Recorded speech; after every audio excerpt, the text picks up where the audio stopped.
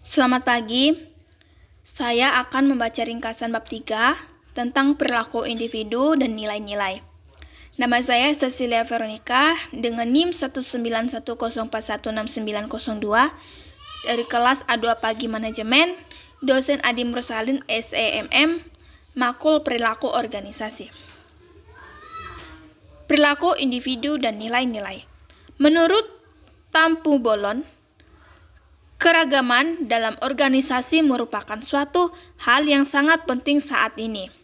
Dengan keragaman, organisasi dapat memperoleh berbagai pandangan, kemampuan, dan berbagai hal untuk mengatasi permasalahan organisasi atau perusahaan, serta dapat meningkatkan efektivitas perusahaan. Sudah jelas, isu atau masalah mengenai tenaga kerja yang semakin bervariasi adalah salah satu hal yang penting bagi manajer di saat ini. Keragaman dalam organisasi bukanlah sekedar beragam dalam umum, suku, atau kemampuan.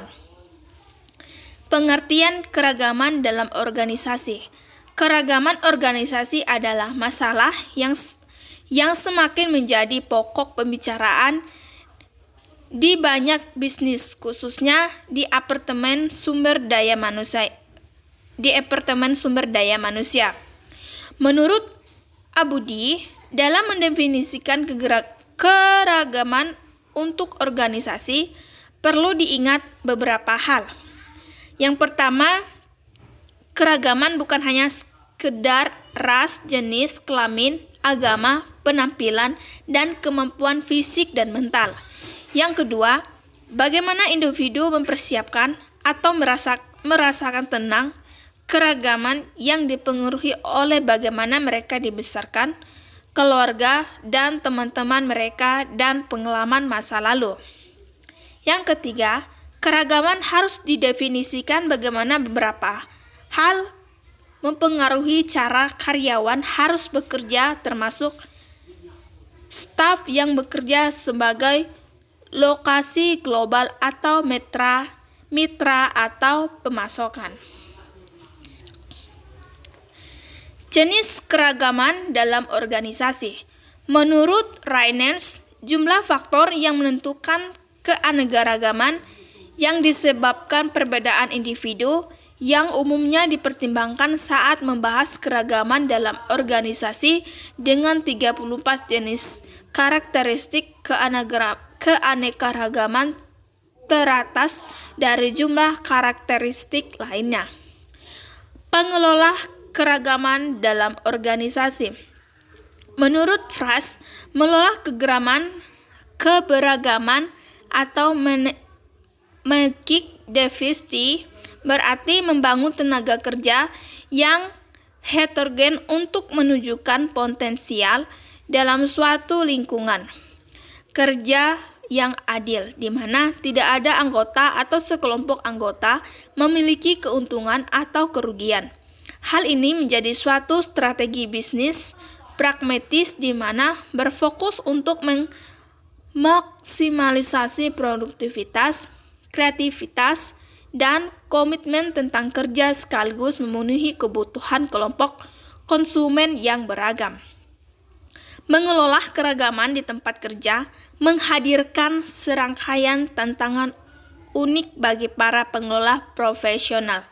Tantangan ini dapat dikurangi jika orang melakukan upaya bersama untuk mendorong lingkungan yang lebih heterogen dengan mempromosikan budaya toleransi, kemungkinan terbuka, dan menciptakan strategi manajemen konflik untuk mengatasi masalah yang mungkin timbul.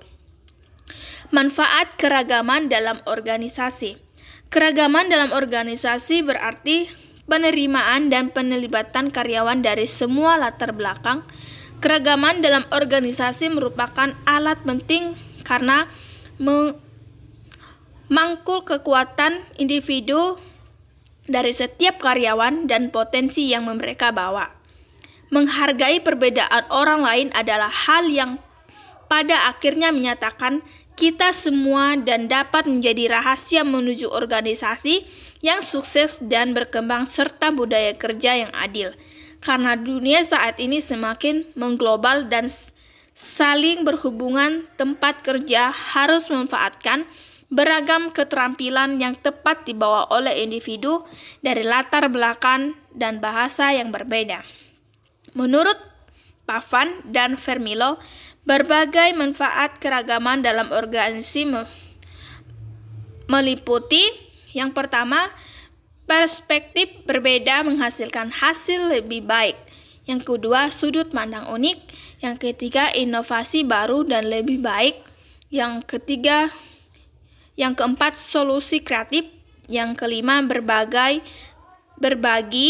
Yang keenam, keuntungan meningkat. Ketujuh, meningkatkan keterlibatan karyawan. Yang kedelapan, tingkatan moral. Yang kesembilan, nilai merek. Yang ke-10, menarik bakat baru. Yang ke-11, hapus biasa. Yang ke-12, meningkatkan produktivitas. Tantangan dalam penerapan keragaman organisasi. Dalam konteks organisasi, keragaman mengacu pada kesetaraan pelaku dan pekerjaan. Saat ini telah menjadi model untuk memilih beragam karyawan yang berasal dari semua kelas dan kecenderungan sehingga masa kebenaran dan kemanusiaan dapat diaktualisasikan. Namun demikian, bukan berarti keberagaman organisasi telah berhasil atau menjadi normal dalam organisasi. Sebaiknya ada banyak hambatan terhadap keberagaman. Keberagaman dalam organisasi juga mempunyai tantangan tersendiri. Strategi mengolah keragaman dalam perusahaan. Keragaman dalam organisasi merupakan hal untuk mutlak bagi sebuah perusahaan. Maka dari itu perlu dirancang strategi pengelolaan untuk mengatasi masalah yang timbul dari perbedaan tersebut. Menurut Gunland dan Hood, bahwa topik keragaman organisasi saat ini mendapat perhatian secara luas. Sebagian besar berkata semakin banyak studi penelitian yang mengungkapkan manfaatnya bagi bisnis memperoleh akses yang lebih luas, meningkatkan kepuasan masyarakat, mendorong inovasi, meningkat loyalitas pelanggan, memperkuat korpus, dan meningkatkan probabilitas.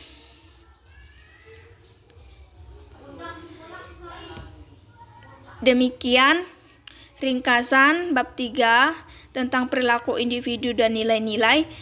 Saya Cecilia Veronica mengucapkan terima kasih dan selamat pagi.